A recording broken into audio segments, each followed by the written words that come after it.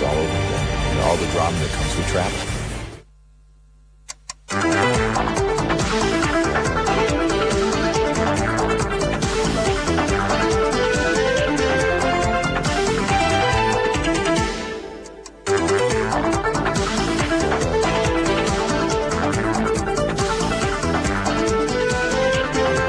It's exactly 8 o'clock. Good evening to you. Welcome to this edition of News Hour. I'm Vuyo Mbuli. Let's take a look at the top stories tonight.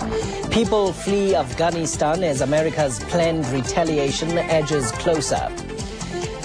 We ask the Reserve Bank Governor Tito Mboweni for his perspective on the recovery of the rand in the light of the US attacks.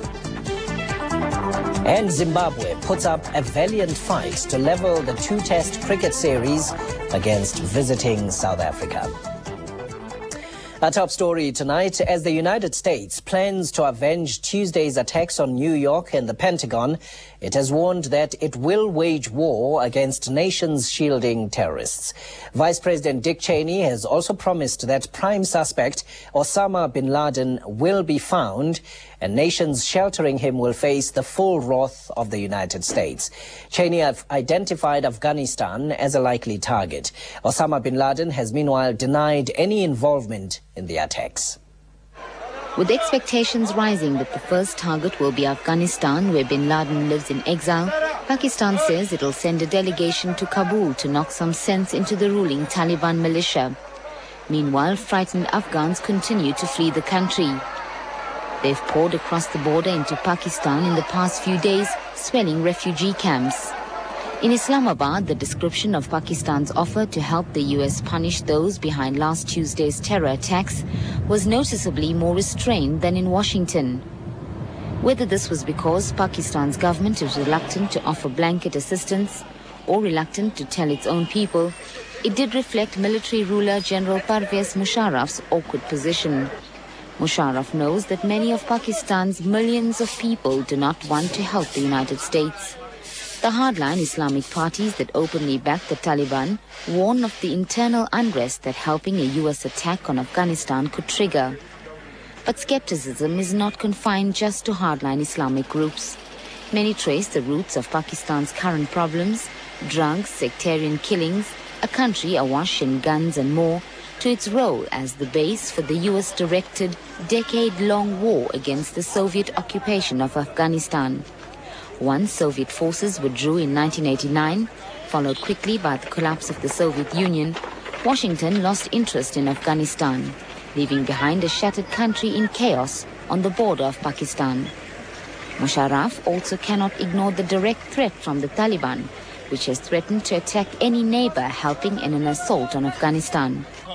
With an estimated 20 million Pathans, the same ethnic group as almost all members of the Taliban living in Pakistan, it is a threat Musharraf cannot dismiss. On the other side is pressure from Washington. Pakistan and the US still share a desire to minimize Russian influence in Central Asia. Pakistan also needs US diplomatic support if it is to end the struggle with India for control of Kashmir. Above all, the United States has leverage because of Pakistan's economic state. Pakistan is due to begin talks later this month with the IMF on a 3-year program needed for the country to emerge from under foreign debts totaling some $40 billion. Since other lenders take their lead from the Washington-based IMF, Pakistani economists have been quick to warn the country's foreign aid lifeline would be at risk if Musharraf alienates the United States. Of course, Pakistan's economy will also suffer if Musharraf decides to back the states and the country is racked by civil unrest. Meanwhile, in Rawalpindi, thousands of protesters have rallied in support of the Taliban movement, urging Pakistan not to participate in any military action against the Taliban. Leaders from local mosques addressed demonstrators, threatening serious consequences if Pakistan was to participate in any military action against Afghanistan. One Rawalpindi-based cleric said Pakistani Muslims would become soldiers of the Taliban and launch a jihad against America. According to authorities in New York City, more than 5,000 people are still missing. 115 of the 180 bodies so far pulled from the rubble of the World Trade Center have been identified. It was a perfect late summer morning when America's tragedy and nightmare began. 2 commercial jets with terrorists at the controls slammed into the famous Twin Towers of the World Trade Center. It simply buried itself right smack dab in the middle of the World Trade Center. And I thought it was a dream. I thought it was a cartoon. Photographer Peter Cunningham witnessed the first and then the second impact. He grabbed his camera. He was not alone. The city was transfixed by the drama. New Yorkers watched in disbelief as people were faced with horrific choices. I saw people jumping out of the building just now. I'm trying to save my sister's all right pictures in that building. Those trapped above the impact had little chance of survival. Some jumped to escape the intense heat. Amazingly, thousands did manage to get out of the building. On their way down, they passed hundreds of firemen rushing in to help. I feel very, very guilty. When we were moving down the stairwell, we got to about the 20th floor. The firemen started to go past to go up to fight the blaze.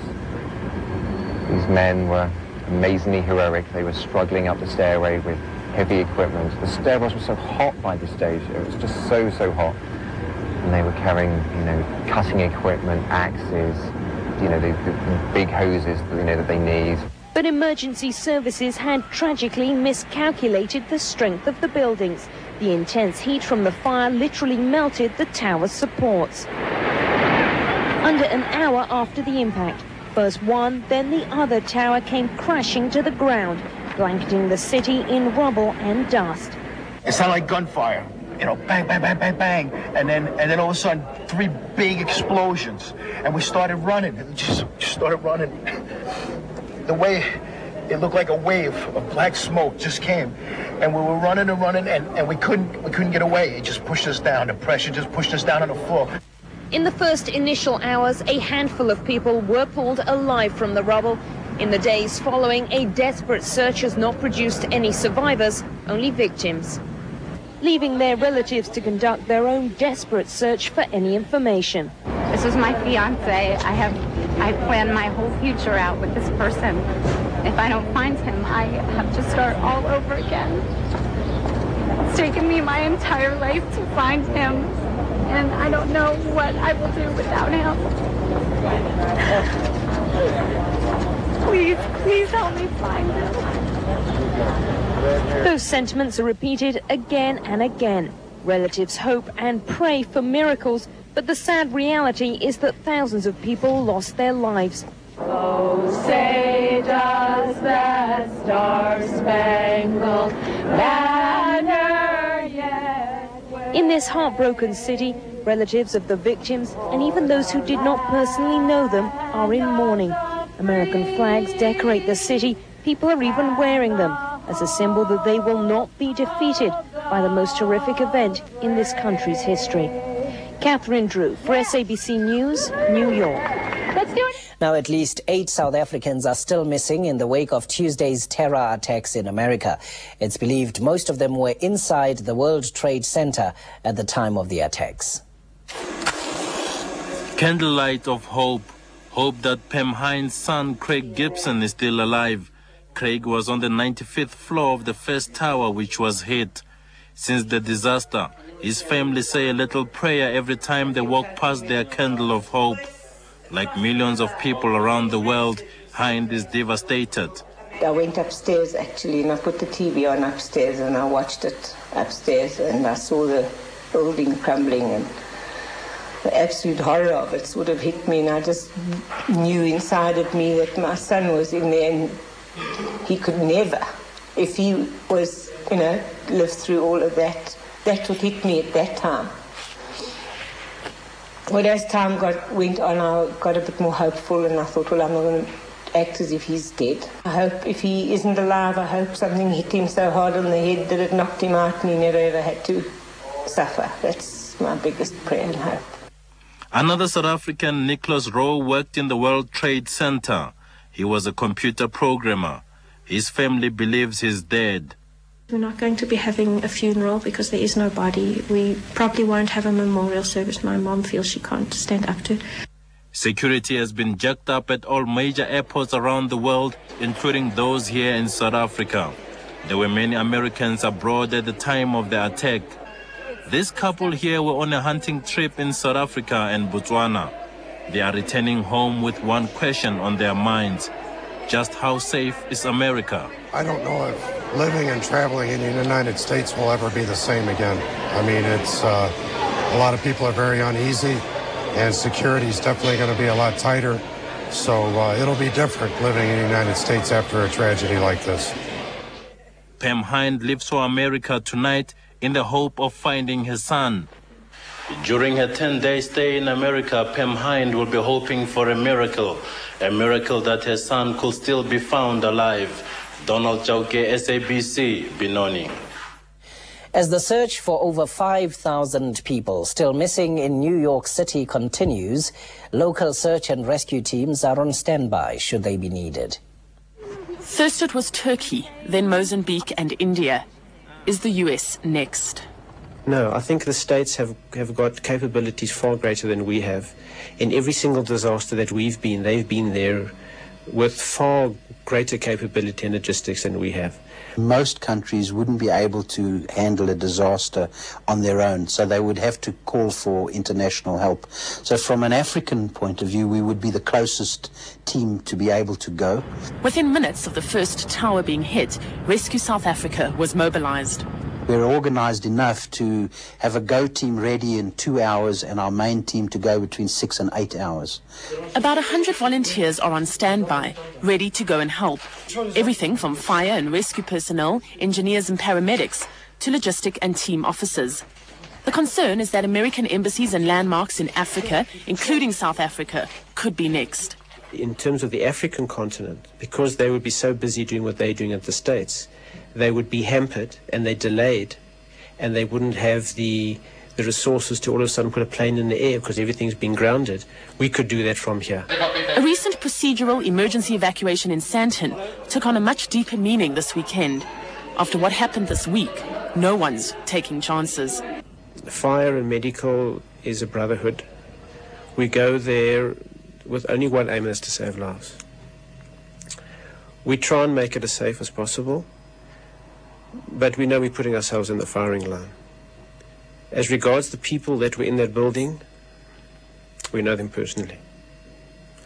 We lost a friend and his 2 sons that were killed in that same building. Ray Downey, a world authority on structural collapse, thought the first tower was safe enough to enter. So much so, he took his 2 sons with him. About 200 fire and police men and women are believed to be dead. These are guys that wrote the books. These are guys that taught us personally how to do it. These are guys that we bumped into shoulder to shoulder and shared a beer on the earthquake scenes. These are the men and women who risk their lives to save others. When everybody's running out, they're running in. Paula Sleer, SABC, Johannesburg. The attacks on the United States could see Africa once again dropping down on the global agenda. Earlier today on Newsmaker, I spoke to Dr. Yaki Silia of the Institute for Security Studies, who said the attacks would not, however, have a great impact on the continent. A number of corrupt dictators and people who are exploiting their own people, perhaps in an extent such as somebody like Robert Mugabe, may find that he may get away with a little bit more. So Africa will again move off the global agenda, and initiatives like the African Initiative may suffer a problem. There are countries like Libya and Sudan which are certainly going to come under international pressure. Rescue teams are continuing their search for survivors of the 110-story Twin Towers attack in New York.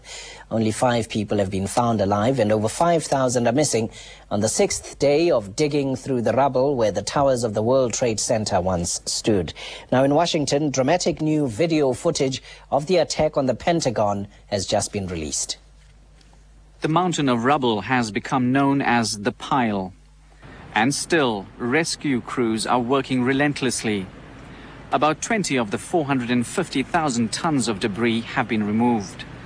Of the more than 5,000 persons missing, about 300 are firefighters. No one has been found alive since Wednesday. Hope of finding any more survivors is dimming.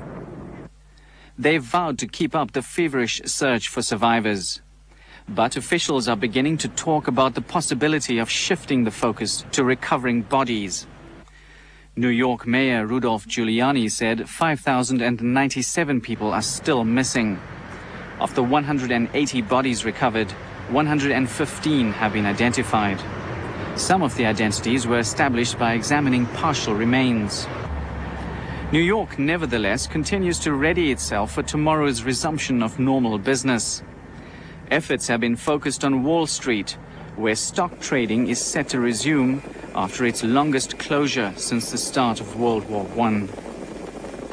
In Washington, as cleanup and search crews continue to work in a fire-blackened part of the Pentagon, the Department of Defense released dramatic new video showing a close-up view of the chaotic moments following Tuesday's attack. The U.S. military said it would cost hundreds of millions of dollars to repair the damaged Pentagon headquarters. Israel will create buffer zones along the Green Line separating the Jewish state and the Palestinian territories. Anybody caught within these zones, in fact, that is not resident in the area will be arrested. Now, in the latest violence, an Israeli soldier was shot dead when Palestinian gunmen fired on his army unit as it was arresting Palestinian fighters in the West Bank town of Ramallah. Ramallah also saw intense clashes overnight as Israeli tanks and helicopter gunships made a 4-hour incursion into the town in response to a Palestinian ambush near Jerusalem, which killed an Israeli settler. 2 Palestinians were killed and more than 30 were injured. More Palestinians were injured in Hebron and Beit Jala, and 3 were hit in Nablus. A 70-year-old Palestinian woman died of a heart attack after her house was attacked by Israeli tanks. When NewsHour continues tonight, hope for peace in the taxi industry as a national taxi regulating body is launched in Durban in KwaZulu-Natal. Stay with us.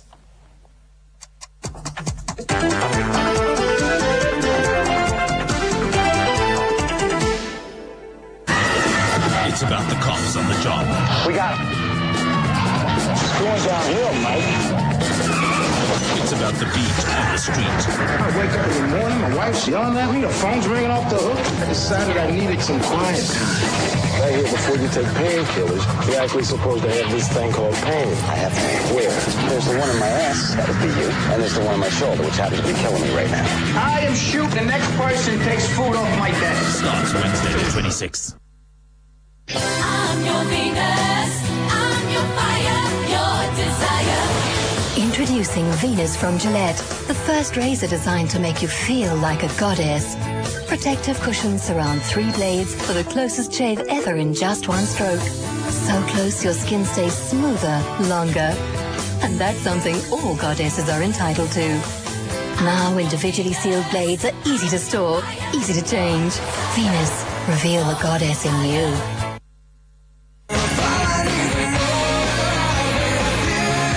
Shockwave Volume 2 with 20 of the hottest rock tracks.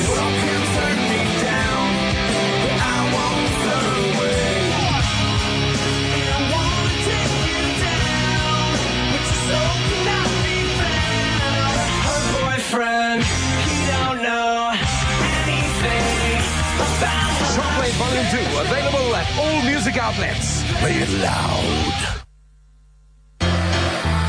Inspiration that's heaven sent, straight from the angels into my head. Flying and floating can't hold me down, cause there are no limits on the sacred ground. Got a direct line to the stars above, gotta stretch out wide, gotta touch the sky. Shining and soaring can't hold me down, cause there are no limits on the sacred ground.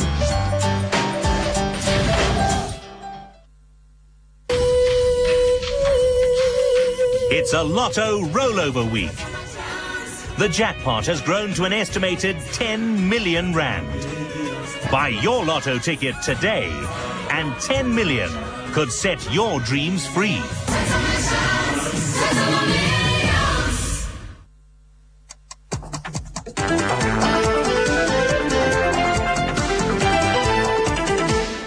You You're watching NewsHour on SABC3. There's a fine line between defamation and reporting on matters of public interest. A 3 million rand defamation lawsuit came before the Cape High Court this past week. Flea market trader Walid Suleiman is suing the Cape Times for unlawfully publishing a photograph of his arrest before he had appeared in court. Suleiman was arrested in connection with the 1998 bombing of the Planet Hollywood restaurant.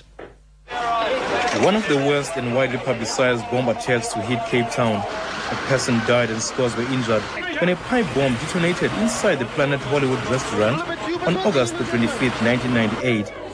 2 days later, the police caught a man suspected of planting the explosive. Former PAGAD member Walid Suleiman was arrested at the Cape Town International Airport before boarding a flight to Egypt. Images of his arrest made headlines.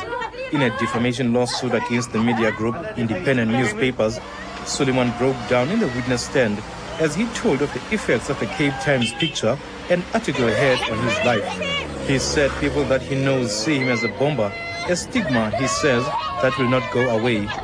Media ethics lecturer at Stellenbosch University, Johan Ratief, says the Cape Times acted irresponsibly in handling Suleiman's arrest. Suleiman was not approached by the Cape Times to give his version of the story.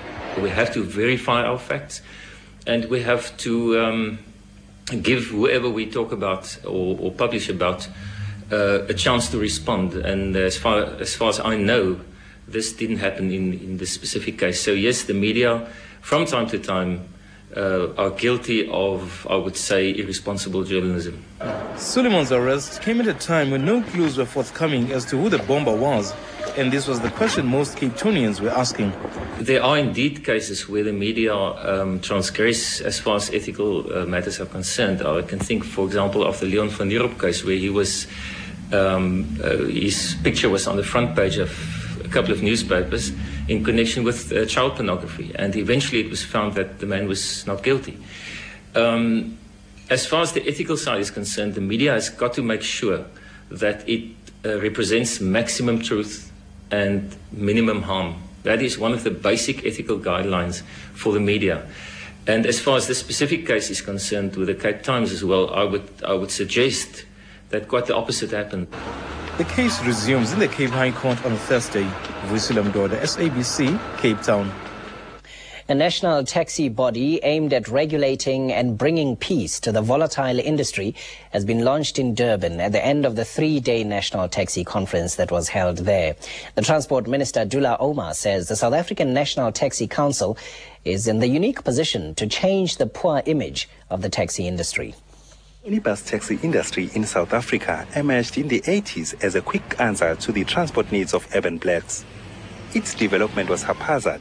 The lack of regulation gave rise to violent competition, costing hundreds of lives. The industry remains volatile, and the Durban conference, which brought together warring functions of the industry, was marked by tight security. There is now hope that things will change at last. The role of government has not ended, but the role changes. We will always make sure that we take steps to promote peace in the industry. We will always take steps to ensure that the safety of commuters is guaranteed. Judging by the cheering, the newly elected Santaco executive enjoys wide support. We found that people are ready because they're tired of violence. All they needed was somebody to come and talk to them, and violence stopped. So this is the remedy that we're going to use. From now on, my executive will be visiting each and every province where there are violence. Santaco and government will meet shortly to move forward with the controversial recapitalization process. The ultimate aim is to ensure commuter safety, reliable transport, and decent working conditions for taxi drivers. Begging Ube, SABC, Durban.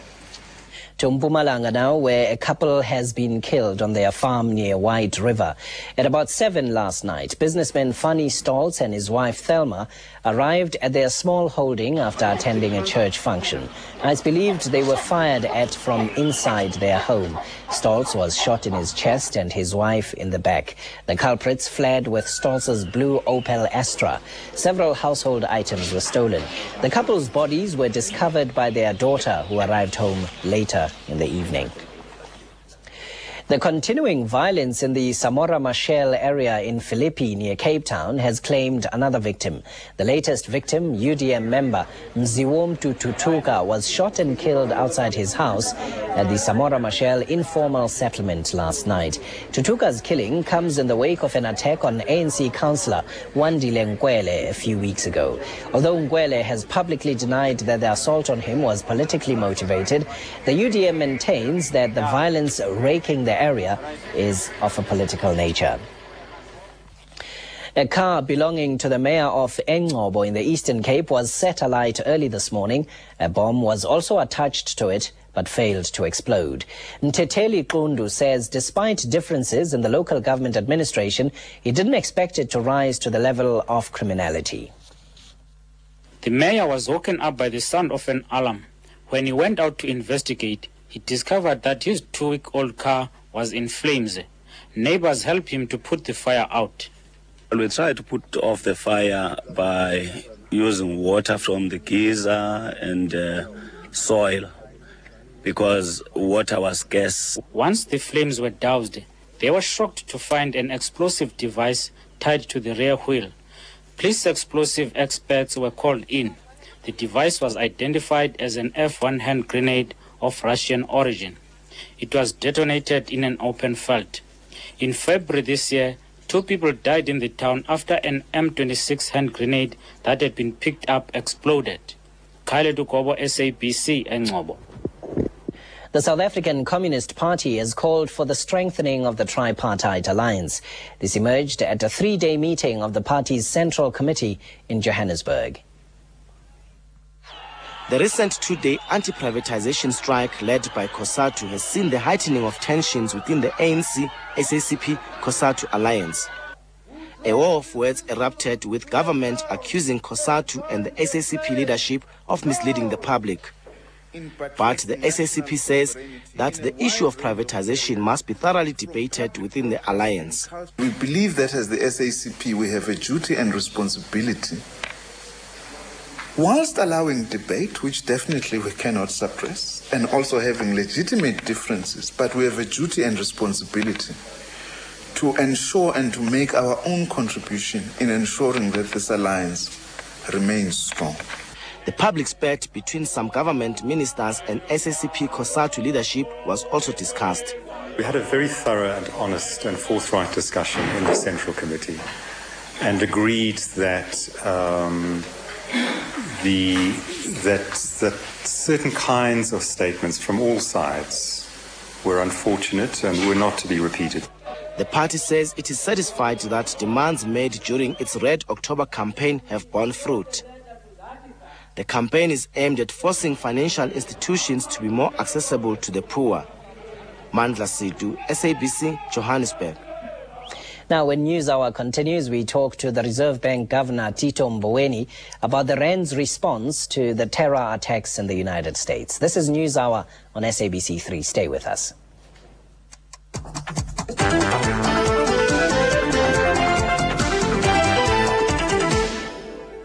The husband and I are planning a little shopping spree in London. London? Oh no, dear.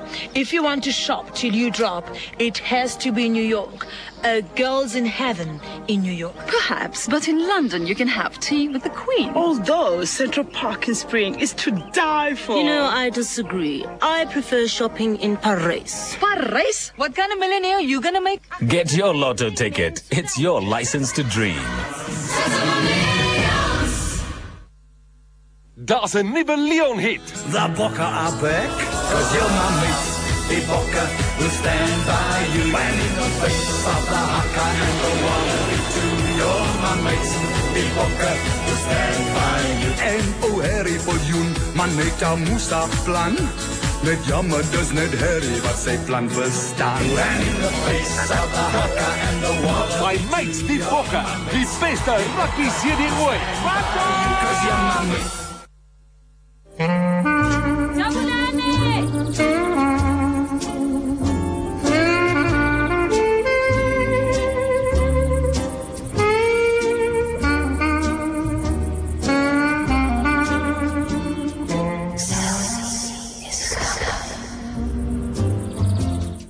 They're nervous. worried. It's a life-changing experience that they're going to have in that chair.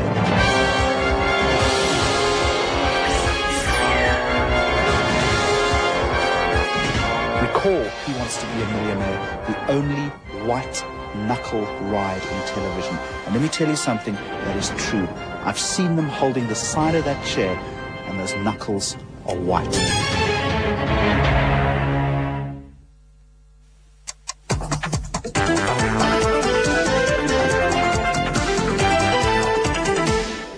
You're watching News Hour here on SABC3. Let's bring you up to date now with our top stories tonight.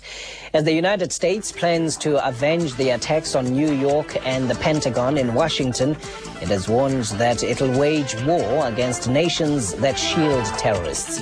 While hundreds take to the streets in Rawalpindi in Pakistan, they're actually urging their country not to support military attacks on Afghanistan. And an unwelcome visitor causes consternation in the small town of Delmas in Mpumalanga. Global markets will be eyeing Wall Street's opening tomorrow to see how badly confidence in the economy has been dented by the terrorist attack in the United States. Stock markets around the world lost around $550 billion the day after the attack. They've since recovered about $300 billion. One would have thought a quiet week in the currency dealing rooms would bring the rand some reprieve. With America's troubles, expectations were that the local currency would at least stabilize against the dollar. But South Africa, as an emerging market, suffered as players stayed clear and put their resources into safer markets such as the UK and Switzerland. The rand hit lows of R8.67 on Tuesday, recovered midweek, but lost gains on Friday, trading mostly around R8.64 against the greenback. It also took a thrashing from the euro, for the first time softening to levels of R7.90 against the currency. But as Chief Dealer Greg Katz explains, there's still hope. In the short term, I think the rand is getting to levels where it's gotten too high and too weak. And I think that we have potential for some pullback and some strength in the rand in the days going forward. It's not just the rand which suffered. Billions of dollars have been wiped off stock exchanges around the world this week, and South Africa wasn't spared. After starting a week on shaky footing, the JSE Security Exchange was creeping higher on Tuesday when news of the attacks on the United States hit the markets. That saw the exchange fall back 2%. And on Wednesday, it continued sinking, losing a further 4%. But despite a tentative recovery on Thursday, the JSE ended the week on a negative note as investors waited to see what would happen when Wall Street finally reopened on Monday. Dealers say the events of the past week could see global stock markets finding new levels. And for South Africa, which was considered undervalued, that could mean an improvement. Now joining us to take a closer look at how the events in the United States have affected the rand, we welcome the Reserve Bank Governor, Tito Mboweni. Governor, good evening and welcome. Good evening. It's always good to be here. No, thank you very much for coming tonight. How has the currency responded to this situation in the United States? I think, first of all, since it's the first time that I'm being interviewed on television about this matter, let me also add my own word of condolence to the families of the victims in the United States, and also to the President and the political leadership and economic leadership of the U.S. on this rather tragic occurrence. Now, coming to your question, the first reaction in the currency markets in South Africa was for the rand to weaken. I think at some point it weakened to around 8.67 to the dollar. But there's since been some retracing, although very small. I think Friday's close was somewhere around between 8.60, 8.61 to the dollar. There's also been some reactions on the bond market. A little bit of an improvement on the short-term dated bonds, but a little bit of weakening on the long-term dated bonds. Now, of course, we should understand that the markets are in a bit of a panicky situation now, and negative news naturally tends to drive markets in the negative direction. But I'm quite convinced that in the next week or so, we should see the markets begin to calm down a bit, and maybe the currency beginning to find another level, which will be an improvement. As I've said before, we're quite convinced that the Reserve Bank, like I'm sure the whole country is convinced, that the rand now is really undervalued to a degree of somewhere around 47% now. And we should see some retracing at one point or the other. Because somewhere, someone in the market needs rand. So we should see people beginning to sell dollars in our market. And so there should be some correction at some point. The second point that I want to emphasize once again is that the South African Reserve Bank has no exchange rate target. There's no specific exchange rate of the rand to the dollar that we would like to see. Quite obviously, we would like all of us, like the country as a whole, are happy when the rand is appreciating. And at times we may be unhappy when it's depreciating. But the fact of the matter is that we don't have an exchange rate target. We have an inflation target. And of primary concern to the central bank is to what extent is the depreciating exchange rate going to affect the achievement of our inflation target. And for now, all things remaining the same, we're still really on track to meet our inflation target. That's important. It doesn't mean, though, that the central bank is unconcerned about the exchange rate. Of course, we're as concerned as all the other citizens in the country.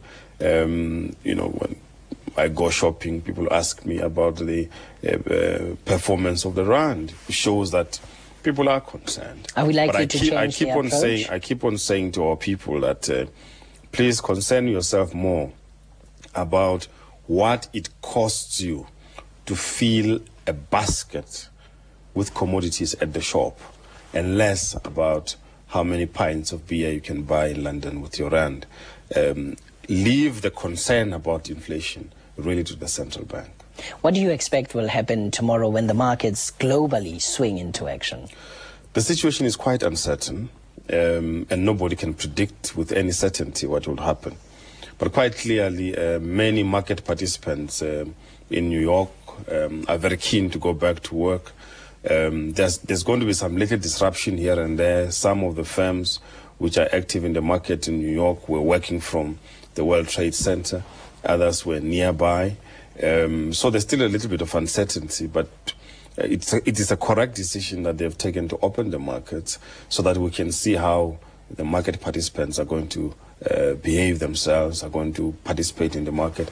But the exact outcome is really unclear. There's one thing that market participants don't like, and that is to be panicked or to be spooked, as we say. And now there's a lot of uncertainty. And with the market having been closed for a while, people are going to try and make their trades such that they can find some position that will indicate the way forward. So we're uncertain. We have to look closely now to see what will happen in Asia. And of course, later on, what's going to happen here at home.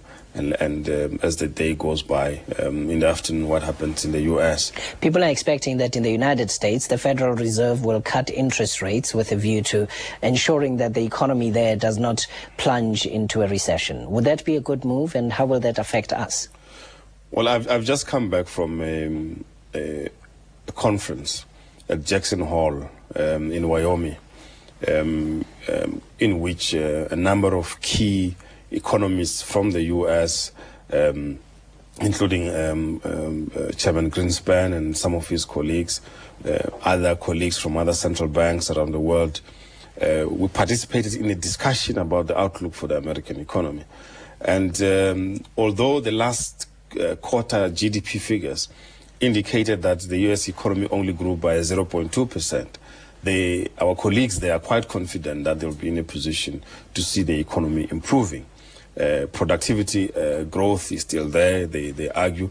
The housing market is still behaving very well, they argue. As long as consumer confidence is absent from the U.S. economy, there will be problems. But they are hoping that consumer confidence will rebound, and as it rebounds, that will affect the U.S. economy. So it's quite uncertain what they're going to do. I don't want to be in the business of predicting what my colleagues in the U.S. are going to do, but really the ball is in their court, and I think they're doing the best they can in the situation. Governor, some economists are suggesting that you're unlikely to ease monetary policy at this week's meeting of the Monetary Policy Committee. But they are also suggesting that there may be room for a 100 basis point cut in November. Is this a likely scenario?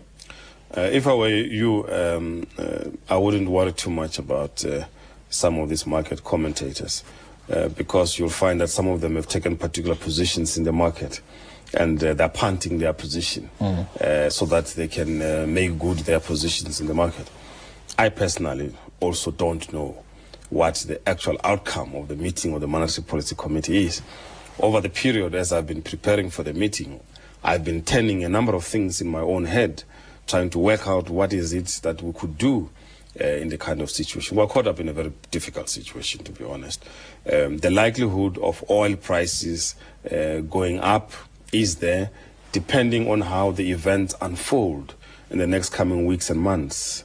And the oil price effect on our inflation is very high because we remain committed to the inflation target, and we have to make sure that we reach that inflation target.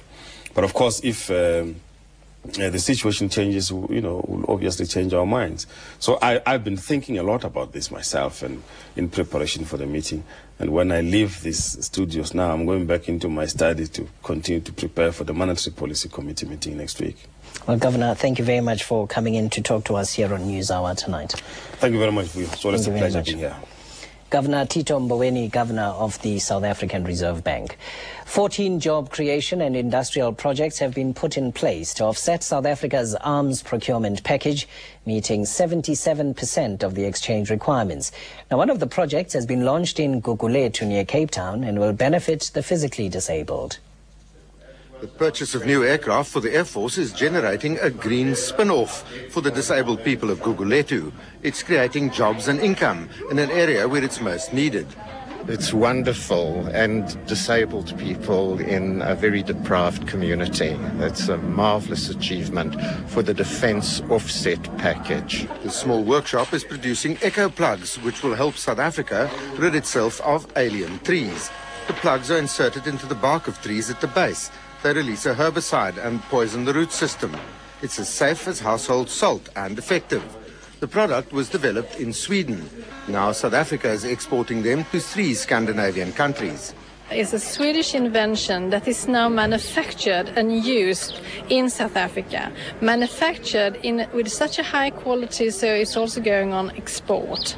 Setting up the project was part of an arms deal trade-off. It offsets a 62 billion rand contract for the purchase of Gripen and Hawk aircraft from the Saab BAE suppliers. So we've already delivered and recognised some 77% of our total obligation in the first 18 months. More and bigger export orders for the Echo Plug are in the pipeline. Charles Poe, SABC, Cape Town. Residents of the normally quiet town of Delmas in Mpumalanga had their peaceful Sunday rudely disrupted this morning when a fully grown leopard strolled into a garden and made itself at home. The drama was captured on film by amateur video cameraman Thijs Boertma. Longtime Delmas resident Piet Diedrichs couldn't believe his eyes when he awoke to find a large leopard relaxing in his garden. The fire department was called and the leopard fled to a neighboring property, but not before he had charged video cameraman Thijs Boertma, who was safe behind a burglar-proofed window. Distracted by the large group of residents who'd gathered, it fled to another property where he sought refuge in the garage. An expert then arrived to dart the animal. After initial attempts through a hole in the roof failed, the garage door was opened and the leopard was finally anesthetized. It has been taken to an animal rehabilitation center near Pretoria. Now, how the leopard came to be in a quiet suburban Delmas garden remains a mystery. A South African boy from the northern province is on his way to opera fame. Umusa Ganguna was recently cast in a production of Mozart's Don Giovanni in Switzerland.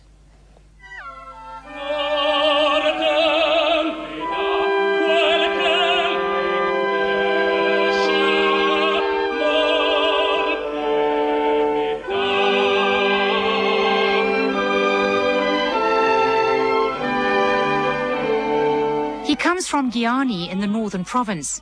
Now he's in Switzerland, studying on a scholarship at the Conservatoire de Lausanne.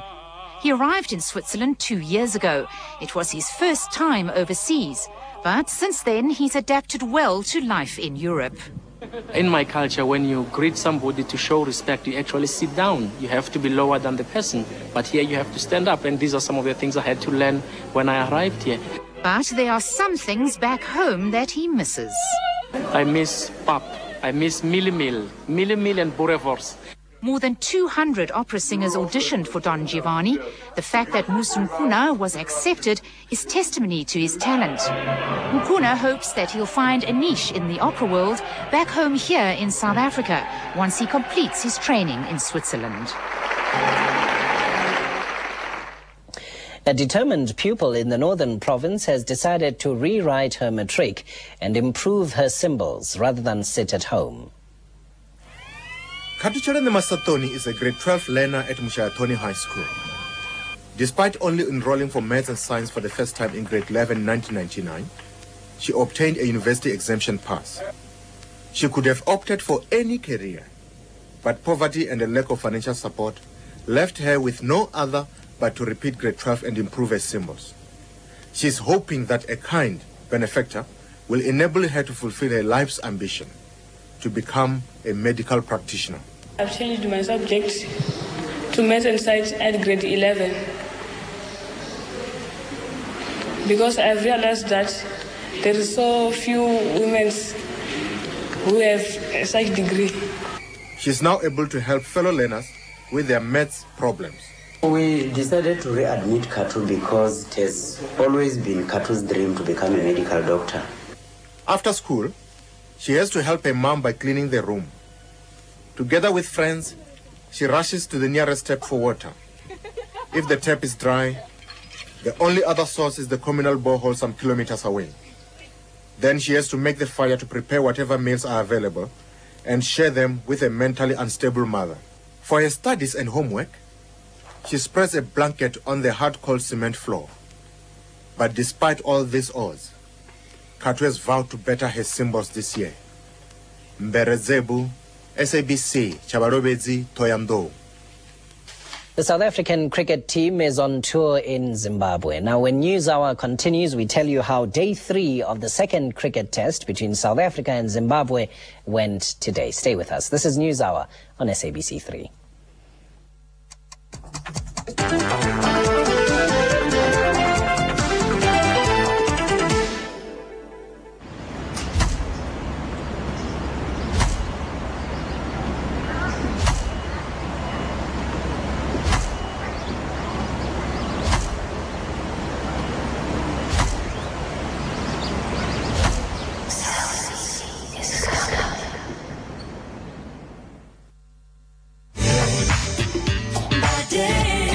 My kind of jazz is the best kind of jazz. My kind of jazz has all those easy listening classics. Great instrumentals. Classic vocal tracks. Get this great collection in stores now. The very best of UB40 on one CD. Plus a 5-track bonus disc. I got you, babe. I got you, babe. I'm a prima donna.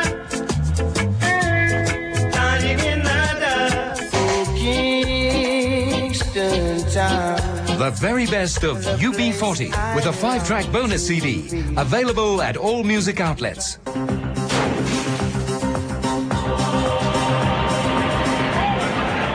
This Tuesday on Special Assignment, who was behind the world's worst terror attack? Experts say it could only be one man, Osama bin Laden, America's public enemy #1. A 1-hour special assignment, Tuesday at 9:30 on SABC 3, also on Newsbreak.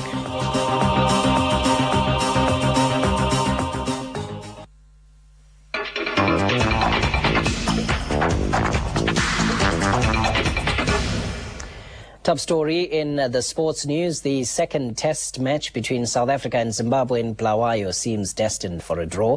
The Zimbabweans declared on 419 for 9 today. Andy Flower did well with the bat, scoring 67 runs. His brother Grant chipped in with a 49. New South African cap Claude Henderson came just one short of his first 5-wicket haul, taking 4 for 143. Play resumed with Zimbabwe continuing on the first innings total of 154 for 2. They managed this 35 runs before losing their third wicket. And Andre Nel struck for South Africa. And also a brave fight back from Andy Flower put the Zimbabweans back on track. But it was not long before he left the pitch, Claude Henderson taking his skill. It's out. It's a kicking delivery and it's caught the glove.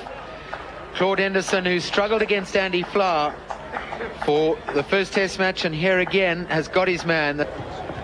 Just as they were beginning to dominate the SA bowlers, another wicket fell. This time Jacques Kellis getting the better of Grant Flower. Grant Flower goes for 44, and Zimbabwe are now 327 for 5.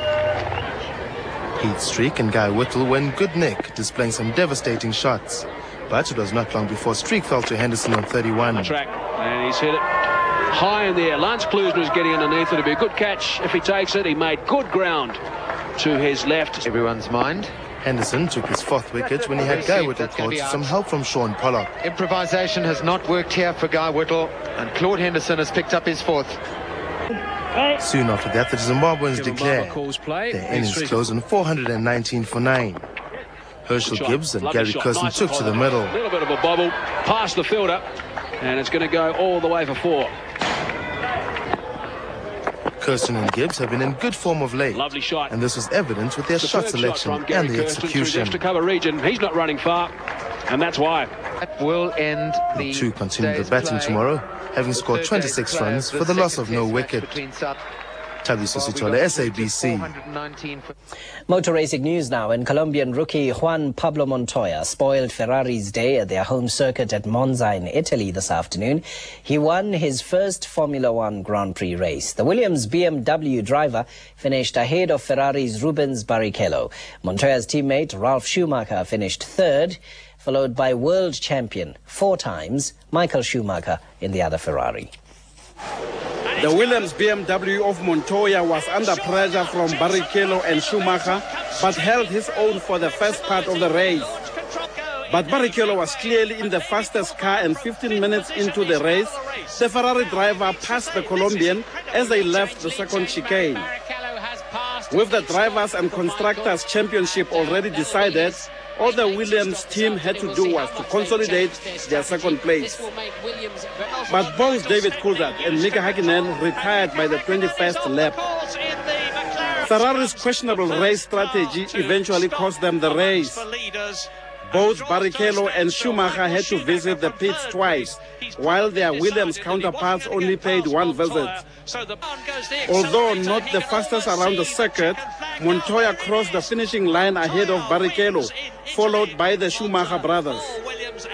Barrichello nevertheless closed the gap on Coulthard in the Drivers' Championship and is trailing the second place spot by just 3 points with 2 races remaining.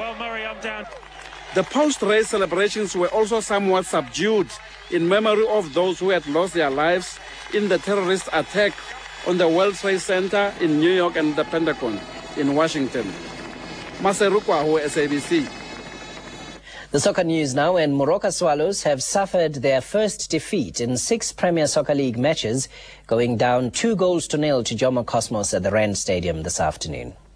Before the start of the match, players and officials observed a minute's silence in honor of Tuesday's disaster in the US. Players also wore black armbands as a sign of respect. Cosmos were intent on putting an end to Solo's unbeaten run and did not have to wait long for their first goal through Esau Kanyenda. Opportunity here for Cosmos. Great shot by Kanyenda.